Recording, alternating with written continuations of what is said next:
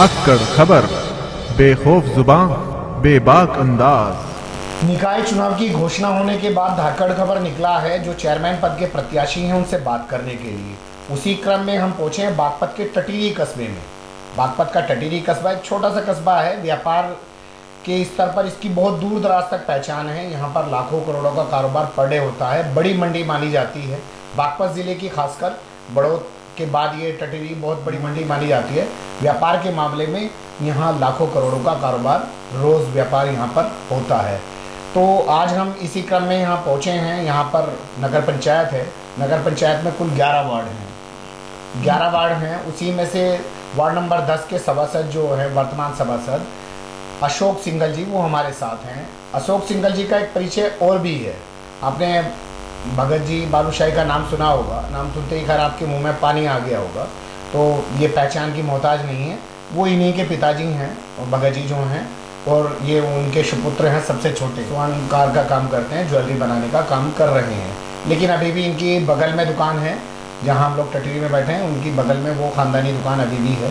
हालांकि अब वो इनका कारोबार जो है बालूशाही का, वो टटीरी से निकलकर दिल्ली, उत्तर प्रदेश और उत्तराखंड के कई ज़िलों तक पहुंच चुका है। 3 राज्यों में इनकी मिठाइयों की दर्जनों दुकानें आज हो चुकी हैं। और भगत जी बालूशाही कोई नाम की मोहताज नहीं है, सब लोग जानते हैं। तो ये भी इनका एक परिचय है। अब इन्होंने यहाँ पे चेयरमैनी का चुनाव लड़ने की तैयारी की है। हालांकि अभी वही जैसे मैंने पहले कहा था आपसे कि अभी रिजर्वेशन नहीं हुआ है सीटों का कि किस सीटें। लास्ट टाइम जो 2012 में चुनाव हुआ था तो ये ओबीसी सीट रही है आपकी। पहले ओबीसी रही है। हाँ, 2012 में अभी ओबीसी रही है। तो इस बार अगर जनरल सीट हुई तो ये चुनाव उस पर लड़ेंगे। लेकिन अभी से इन्होंने अपना मैदान में ताल ठोकना शुरू कर दिया है। उसी क्रम में हम इनसे बात करते हैं। हाँ, तो अशोक जी से बात करते हैं। सबसे पहले थोड़ा, वैसे तो मैंने काफ़ी आपको परिचय दे दिया है, फिर भी उनका थोड़ा परिचय देते हैं क्योंकि उनके परिवार में पॉलिटिक्स में कोई नहीं आया। उस एंगल से मैं चाहता हूँ वो थोड़ा अपना परिचय दे। हाँ अशोक जी। देखिए, इस पॉलिटिक्स में आने से पहले मैं सामाजिक कार्य करता रहा हूँ जी, और आर्य समाज का मंत्री रहा हूँ, पूर्व मंत्री, और फिर प्रधान भी बना हूँ, पूर्व प्रधान रहा हूँ। समाज में थोड़ा सा ये कार्य करता है। समाज की जो व्यापारी हैं, व्यापारियों के लिए काम करना। टटीरी आर्य समाज टटीरी के, हाँ जी, अग्रवाल मंडी टटीरी आर्य समाज का प्रधान, पूर्व प्रधान रहा हूँ।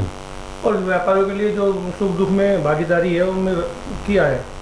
तो पिछले 2012 में सभासद का चुनाव लड़ा था, लेकिन मन नहीं था लड़ने का। कारणवश लोगों की जो आपसी ये थी कि भाई में सभासद लड़ना है। पहले भी मेरा चेयरमैन नहीं लड़ने का था, लेकिन ओबीसी सीट आने के बाद वो मैं लड़ नहीं सका। लेकिन लोगों ने बोला यार तुम सभासद ही तो लड़ो, वाइस चेयरमैन भी बन जाओगे, फिर आगे भी आओगे। तो पॉलिटिक्स में यहाँ से शुरुआत मेरी हो गई कि सभासदी मैंने लड़ी और मैं निर्दलीय प्रत्याशी के तौर पे लड़ी है। हाँ जी, निर्दलीय कोई किसी पार्टी से मैं नहीं था। अभी भी किसी पार्टी से हैं? नहीं, अभी पार्टी से तो मैं जुड़ा हुआ हूँ भाजपा से, और मन भी ये है कि मैं भाजपा से संबंध लूँ, भाजपा से लड़ूँ। भाजपा ने अगर मुझे काबिल समझा तो मैं भाजपा से लड़ूंगा। यानी कि भाजपा अगर टिकट देती है तो आप चेयरमैनी का यहाँ से चुनाव लड़ेंगे।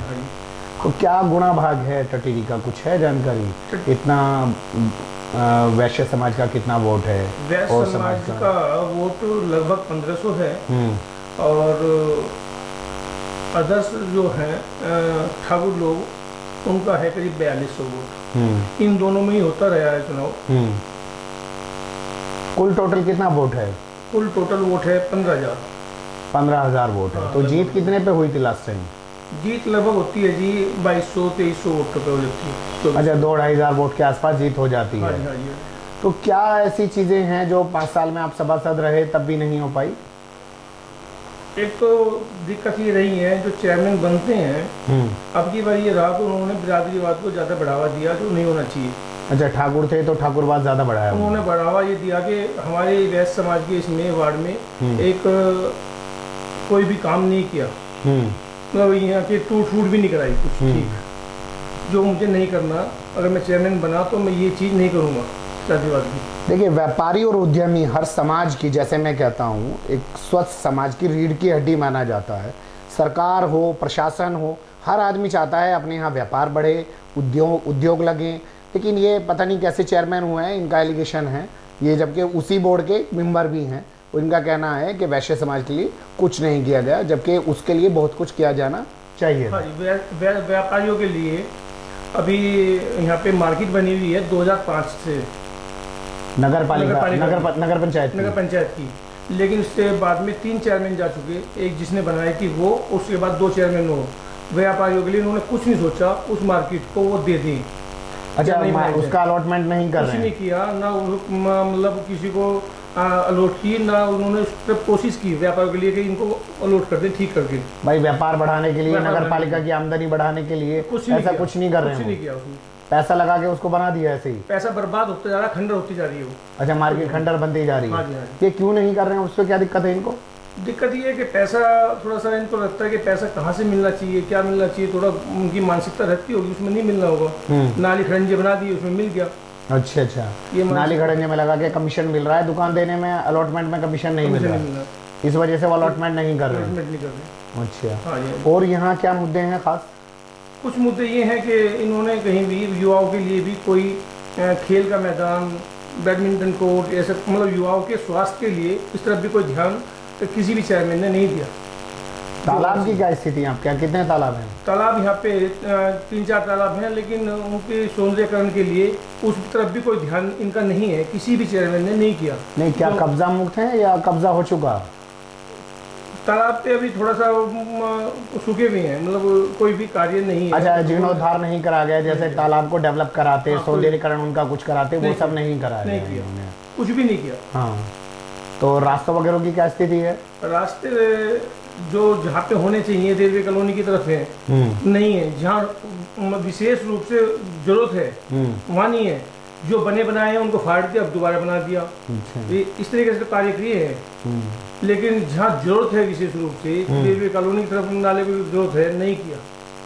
मतलब जहाँ जरूरत है वहाँ पे काम नहीं कर रहे हैं, जहाँ पे जरूरत नहीं है वहाँ फाड़ के लगा दे रहे हैं, तो कुछ अपना वर्ग विशेष को ही फायदा पहुँचा रहे हैं। हाँ जी, यही है। ये आपका एलिगेशन है, कहने का मतलब हुआ ना? हाँ, सभी का नहीं सोचते हैं, सभी का सोचना चाहिए। हाँ, आपके पास क्या रोड मैप है? टटीरी मंडी जो यहाँ कितना व्यापार होता है रोजाना? व्यापार यहाँ पे होलसेल की मार्केट है ये जी। बागपत है, सराय है, ठेकड़ा, यहाँ से माल जाता है। यहाँ पे सुरक्षा के नाम पे कोई सीसीटीवी कैमरे नहीं है। किसी ने सोचा नहीं कि यहाँ पे सीसीटीवी कैमरे होने चाहिए। और जबकि एक साथ में 4 व्यापारियों का यहाँ मर्डर हो जाता है, इतनी बड़ी घटना हुई थी कि पूरा प्रदेश हिल गया था। हाँ जी, उसके बावजूद भी यहाँ पे कोई सुरक्षा के नाम पे, व्यापारियों के नाम पे किसी भी चेयरमैन ने किसी भी ये नहीं सोचा कि यहाँ पे सीसीटीवी कैमरे लगाए जाए या वाईफाई इंटरनेट यूज किया जाए। ये इन्होंने बहुत अच्छी बात उठाई है कि आपको याद होगा, एक साथ रंगदारी ना देने पर एक साथ 4 व्यापारियों की यहाँ पर हत्या की गई थी। पूरे प्रदेश में हंगामा खड़ा हो गया था। बावजूद इसके, चलिए और लोग तो ना करें, जिला प्रशासन भी वैसे यहाँ से 5-7 किलोमीटर पे बैठा है, उसकी भी बहुत बड़ी जिम्मेदारी बनती है, लेकिन स्थानीय निकाय जो होता है वो अपने व्यापारियों की सुरक्षा देने के लिए कितना खर्च हो सकता है, कितने कैमरे लग जाएंगे, एक प्रस्ताव पास करके पूरे मंडी को कैमरों से लैस किया जा सकता था। सीसीटीवी कैमरे लग जाते तो अपराध भी कम होता, तो उसके बाद अपराध कुछ कम नहीं हुआ। उस टाइम पे एनकाउंटर हुए थे उनके, लेकिन उसके बाद में फिर दोबारा से कुछ टाइम रुक के फिर हो गया शुरू।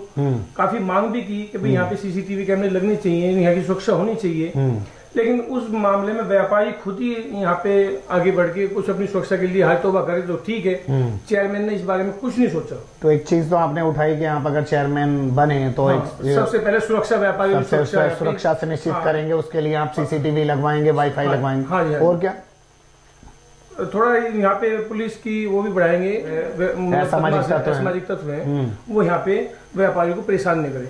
अच्छा, पुलिस की थोड़ी मौजूदगी ज्यादा बढ़ाएंगे, उस पर भी काम करेंगे, सुरक्षा। तो ये तो सुरक्षा आपने कई सारी चीजों से, पुलिस हो, सीसीटीवी हो, वाईफाई भी आप कह रहे हैं इंटरनेट से, वो दुकानें भी हम उनकी दुकानों को भी हम उनको अलॉट करेंगे और नई मार्केट की भी बनाने की कोशिश करेंगे व्यापारियों के लिए। तो नगर पालिका की आमदनी और नगर पालिका की प्रॉपर्टी दोनों चीजों पे बढ़ाने के लिए काम किया जाएगा, यही आपका मकसद है। यहाँ पे जो कोई कम्युनिटी सेंटर है? नहीं, कोई कम्युनिटी सेंटर नगर पालिका का कोई कम्युनिटी सेंटर नहीं है। और जैसे फल सब्जी विक्रेता है, हाँ, उनके लिए कोई भी मार्केट विशेष रूप से नहीं दी गई है। अच्छा, वो उनको लाइसेंस भी नहीं दिए गए? नहीं है, कोई भी बेचारे वो मेन मार्केट में ठेली लगा के ही बैठते हैं और उनको कोई भी आगे पीछे करता है, परेशान करते हैं लोग। अच्छा, उनके लिए कोई एक जगह आप लोग सुनिश्चित करोगे? मैं सुनिश्चित करूंगा। वो क्या करते हैं कि अतिक्रमण कर रखा है इन्होंने, उनको भगाते हैं, गरीब लोग हैं, परेशान करते हैं उनको, लेकिन उनके लिए जगह निश्चित की जाएगी। तो बहुत अच्छी बात है कि अतिक्रमण के नाम पे जो गरीब लोग हैं, रेहड़ी पटरी लगा के अपने रोजगार करते हैं, उनको भगा दिया जाता है। ये उसके लिए भी काम करेंगे, कोई जगह आपने चुन लेंगे और उसके बाद उनको जगह दी जाएगी। अच्छा, और इसके अलावा कुछ गरीब लोग हैं जिनको ब्याह शादी के लिए परेशानी भी होती है, और उनको कुछ लोग धर्मशाला यहाँ पे 2 ही हैं, दुर्गा अतिथि भवन और अग्रवाल धर्मशाला। लेकिन ये लोग पहले अपने लोगों को अलॉट करती है धर्मशाला देने के लिए शादी ब्याह में, वो बेचारे लोग कहीं भी नहीं कर पाते, उनके लिए भी एक कम्युनिटी सेंटर बनाया जाएगा। कोई हॉस्पिटल, सरकारी स्कूल वगैरह है? नहीं, कोई भी नहीं यहाँ पे। अच्छा, ना हॉस्पिटल है, ना सरकारी स्कूल है, नगर पंचायत का कोई भी नहीं है। उस तरफ भी हम पहले अपना जो अदर्स कास्ट है उनके लिए एक शादी ब्याह के लिए उनके लिए एक व्यवस्था करके उसके बाद में इसकी तरफ शिक्षा की और रोजगार की तरफ ध्यान दिया जाएगा। यानी कि जो बजट अगर बचेगा तो उसके लिए हॉस्पिटल और शिक्षा के क्षेत्र में भी काम करेंगे। इसके अलावा और बात करते हैं तो अभी मतलब क्या स्थिति है उस क्षेत्र की, अगर विकास के नाम पे देखा जाए तो क्या स्थिति है? विकास के नाम पे पिछड़ा हुआ है, बहुत ज्यादा पिछड़ा हुआ है, और नाली खड़ंजे भी नहीं के बराबर है। नहीं, आप तो कह रहे हैं लगा रहे हैं नाली खड़ंजे, तो वो तो गांव में लगाते हैं। हाँ। लेकिन मेनली जो जहाँ पे होना चाहिए, कितने गांव जुड़े हुए हैं इसके साथ? गांव तो एक ही, नगर पंचायत एक ही है। हाँ। टटीरी और मंडी। लेकिन वो रवो राजपूत से है चेयरमैन, तो उसने गांव में ही काम किया वहीं पे टटीरी में। मतलब इनका कहना है चेयरमैन जहाँ रहते हैं वहाँ ज्यादा विकास करा रहे हैं, इधर साइड में वो विकास गुजर कॉलोनी है उधर नहीं किया, उधर वो विकास नहीं करा रहे हैं। तो आप इन्हीं सब चीजों को लेके लोगों के बीच जा रहे हैं? हाँ जी, हाँ जी। तो अगर चेयरमैन बने तो यहाँ का विकास होगा, अच्छे से संपूर्ण विकास होगा। अच्छा, हाँ जी, कि ये अगर चेयरमैन बने तो इसका एक अच्छे से विकास कराएंगे ताकि यहाँ पर व्यापार बढ़ सके।